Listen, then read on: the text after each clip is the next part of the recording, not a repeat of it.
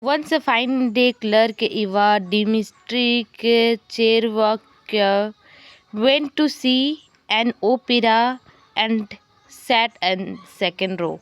He was feeling very happy at that time, but all of a sudden he felt a urge to sneeze come to him.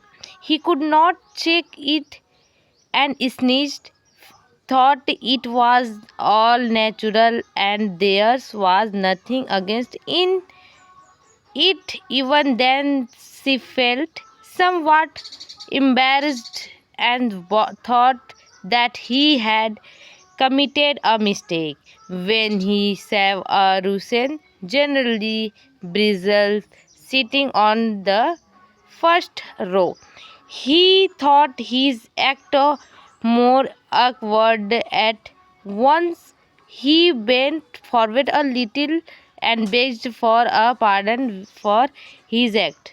The general did not mind it and said that it was of no importance.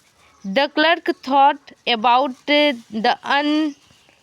unmeetfulness of the general and felt himself much upset.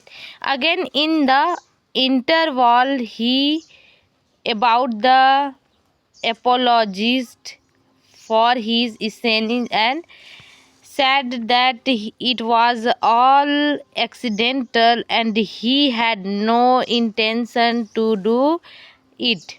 The general again did not mind the apology and asked him not to worry about the act, but it did not satisfy the clerk. He thought as if he had spit on the general by sneeze and decided to go to him again for a pardon. He also told his wife about his ungentlemanly behavior. His wife too found the act disrespectful, but was satisfied that the general was not his chief and so he could not do any harm.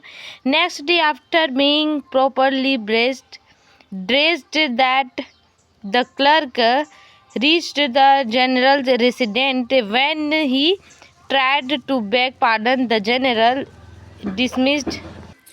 When he tried to beg pardon, the general